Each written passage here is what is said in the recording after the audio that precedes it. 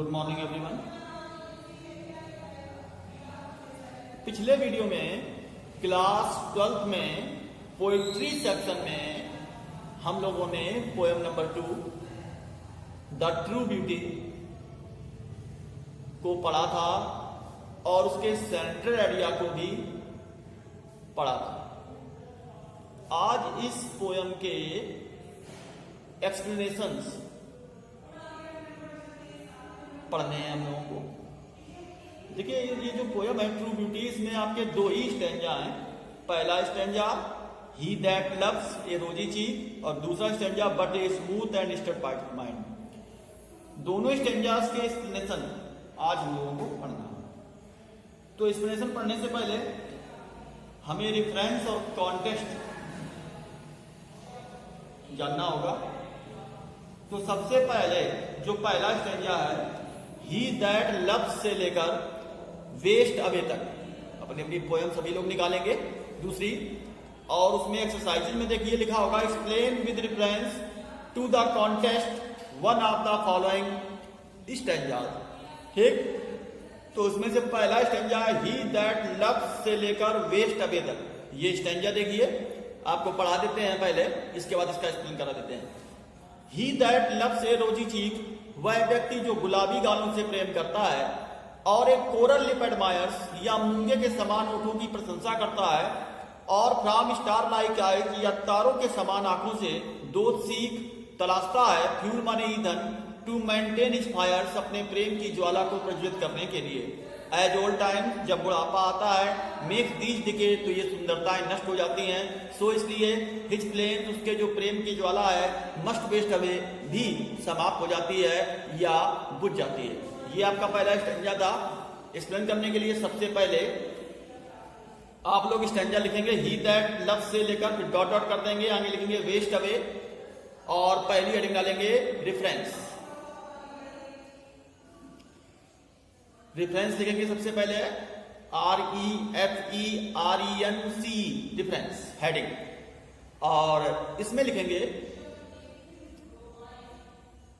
These attractive and charming lines, these attractive and charming lines have been taken from the poem The True Beauty, from the poem The True Beauty, composed by Thomas Carew, composed by Thomas Carew, Thomas THOMAS और Carew CAREW। कहाँ लगाएंगे, लिखेंगे a well known scholar of England, England में ही बड़ा बना देना, a well known scholar of England. इसके बाद अगली हेडिंग लिखेंगे कॉन्टेस्ट, कॉन्टेस्ट CONTEXT, प्रसंग, ये हेडिंग डालेंगे आप और इसमें लिखेंगे in these lines the poet describes about physical beauty, in these lines the poet describes about physical beauty.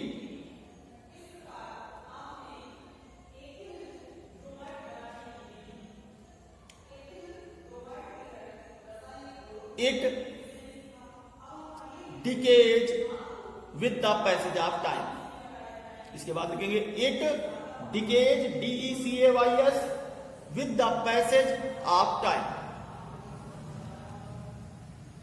अब इसके बाद हेडिंग लिखेंगे explanation,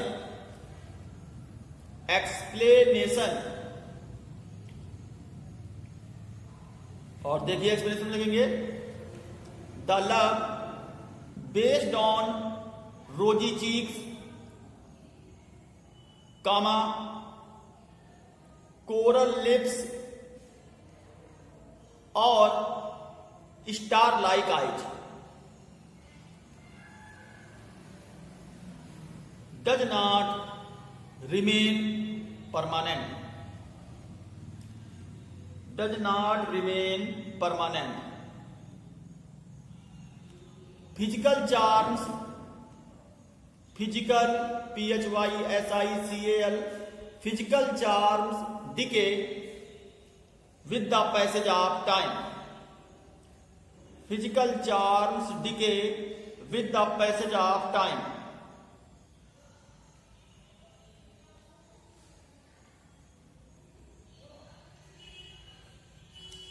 Physical beauty is likely, physical beauty is likely to die out in the absence of, in the absence, ABSENC, in the absence of physical attractions. Physical attractions.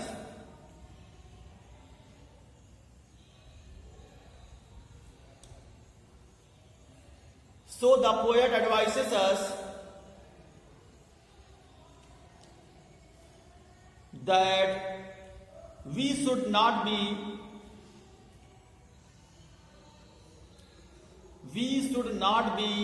after physical attractions. We should not be after physical attractions.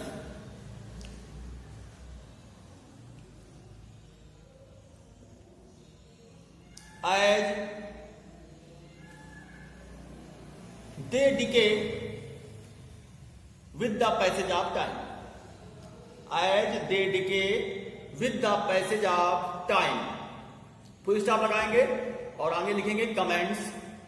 Comments में number 1 लिखेंगे, number 1, this poem is in the form of A lyric.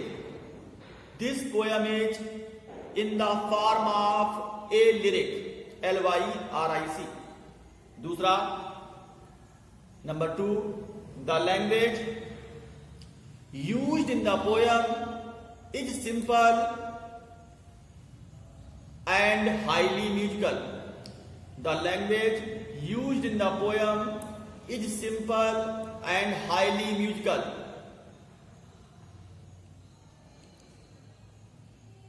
और number 3,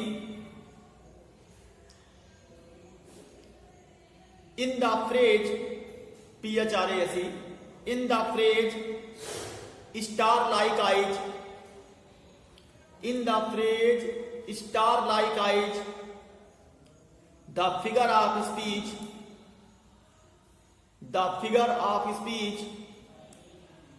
simile is used. The figure of speech simile is used.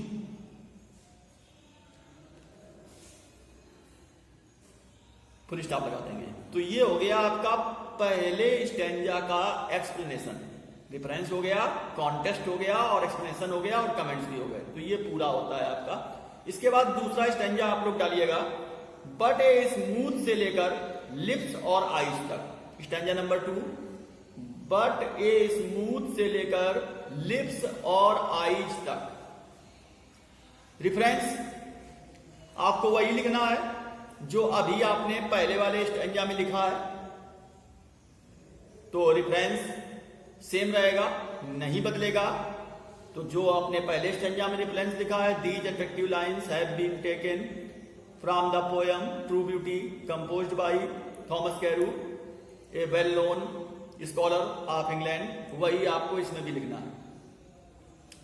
इसके बाद contest heading डालेंगे आप लोग,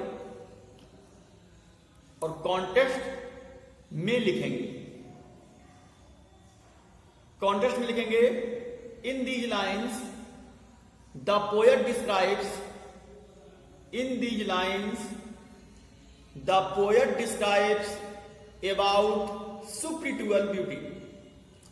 In these lines, the poet describes about spiritual beauty.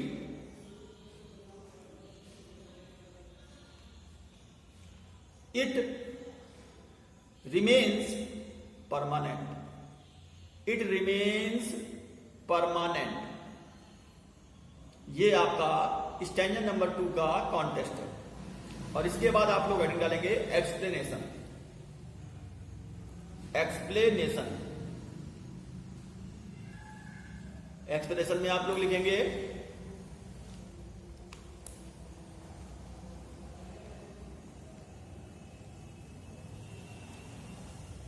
The love based on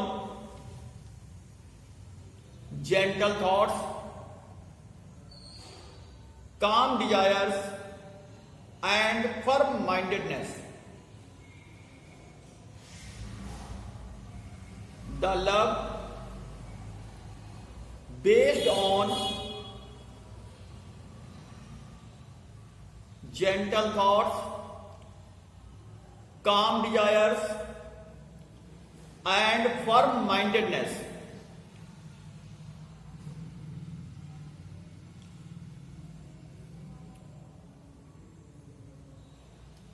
remain permanent.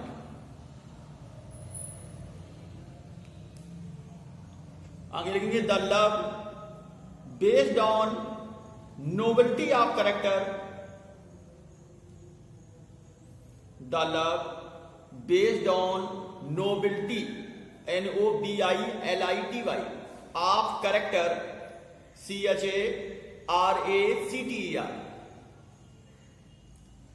The love based on novelty of character does not die even after death. Does not die even after death.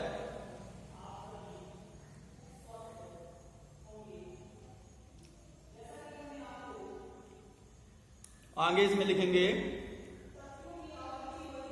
The beauty of mind and soul. The beauty of mind and soul is called spiritual beauty.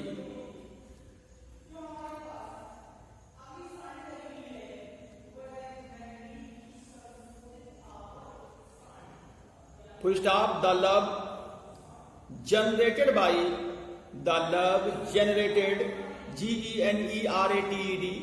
generated by virtuous minds VIRTUOUS virtuous minds and loving hearts is everlasting. Is everlasting.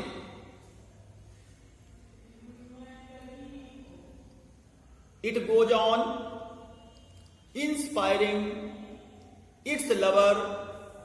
It goes on inspiring its lover with greater eagerness. Full stop लगाएंगे, comments लिखेंगे। पहला, this poem is in the form of A lyric. This poem is in the form of A lyric. दूसरा, जो पहले में लिखा था वही दूसरे में भी। The language used in the poem is simple and highly musical. और तीसरा, in the phrase